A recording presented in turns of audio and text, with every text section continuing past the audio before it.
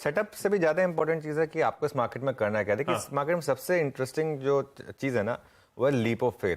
आप 330 325 पर long position लेकर भी अगर कैरी कर रहे हैं तो अगले दिन आपको मार्केट या तो गैप अप दे रहा है, ठीक है, 50-60 पॉइंट का तो गैप अप दे ही रहा है, कल तो 90 पॉइंट का दे दिया था, ठीक है। गैप अप ना भी दे अगर मार्केट तो आपको लोअर लेवल पे बाय करने के मौके दे रहा है, ठीक है। तो ये बहुत सिंपल एक अप्रोच है इस समय मार्केट की, और इसलिए कल भी एक यही व्यू था कि आप कैरी करिए लॉन्ग पोजीशंस को, कोई दिक्कत नहीं है मार्केट में।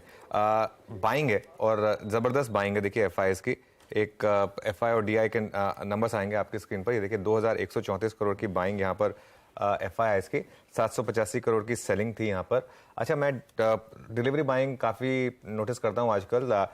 परसों हमने H2 की बात की थी, कल नंबर था B2 का।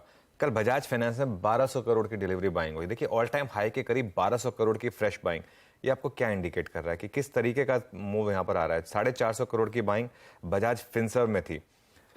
इंडेक्स फ्यूचर्स में कल बाइंग थी, लेकिन कल एक सोबरिंग आंकड़ा आया कि स्टॉक फ्यूचर में सेलिंग होगी। ये एक अच्छी चीज है कि एटलीस्ट, और कल मिड कैप्स ने अंडर परफॉर्म किया था, तो ये मुझे लग रहा है कि थोड़ी बहुत मिड कैप्स में प्रॉफिट टेकिंग थी कल। लेकिन इंडेक्स फ्यूचर्स में बाइंग बनी हुई है, 1173 करोड़ की बाइंग है, और स्टॉक फ्यूचर में थोड़ी सी सेलिंग है 1255 करोड़ की। बस अब वो जो लॉन्ग शॉर्ट वाला मामला है वो अब देखिए, लॉन्ग कल ऐड हुए 13,820, शॉर्ट ऐड हुए 1445। जब हमने सीरीज की शुरुआत की थी तब हम थे 66% लॉन्ग पर, अब हम आ गए हैं 72% लॉन्ग पर, और ये नेट लॉन्ग कॉन्ट्रैक्ट जो है वो आ गए हैं अब हम 90,000 नेट लॉन्ग कॉन्ट्रैक्ट हैं। अब इसमें क्या है, जब मार्च में हम 91% शॉर्ट तक पहुंच गए थे, तो क्या हम 91% लॉन्ग तक पहुंच सकते हैं? क्यों नहीं पहुंच सकते? कोई रूल नहीं है मार्केट में। ये देखिए, ये हमने एकदम खराब टाइम भी देखा था जिसमें मार्केट इतना नीचे आया था, और एफआई लॉन्ग शॉर्ट जो था वो शॉर्ट के टाइम पे देखिए आप ऑलमोस्ट -2 लाख तक पहुंच गए थे हम। 150 तो मुझे याद है, 2 लाख भी हुआ था कि नहीं हुआ तो पता नहीं मुझे। तो अपसाइड में भी हम पहुंच सकते हैं, कोई इसमें दिक्कत नहीं है। मार्केट ओवरसोल्ड ओवरबॉट दोनों होता है। हाँ, बस एक चीज है, जब ये मार्केट ओवरसोल्ड था, इतना ओवरसोल्ड था, तब इस मार्केट को एक ट्रिगर चाहिए था एक बाय करने के लिए। ट्रिगर आया, मार्केट बढ़ गया।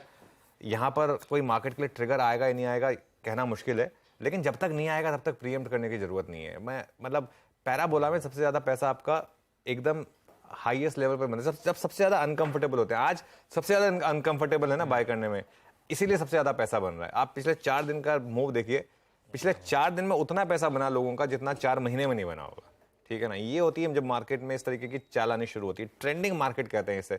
और इन मार्केट में ना हम ये सब भूल जाना चाहिए हमको कि मार्केट के रेजिस्टेंस कहाँ है, सपोर्ट्स कहाँ है। ये रेजिस्टेंस सपोर्ट वाली मार्केट है ही नहीं, इसमें कोई रेजिस्टेंस नहीं है। इसमें मार्केट गिरेगा तो वो सीधा 2-3% गिरेगा फिर, लेकिन वो मौका होगा आपको बाय करने के लिए। तो सेटअप बहुत स्ट्रांग है।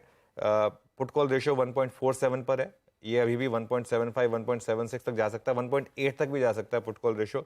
अभी भी ओवरबॉट नहीं है मार्केट मेरे हिसाब से, मतलब एक्सुबरेंस अभी भी नहीं है। New stocks at 52 week high stocks अभी भी 250 के करीब है। ये नंबर 500 तक आराम से जा सकता है। F&O बैन में सिर्फ एक स्टॉक है, हालांकि अर्ली सीरीज है तो ऑब्वियसली एक ही स्टॉक होगा, लेकिन इंडियाबुल्स हाउसिंग है सिर्फ।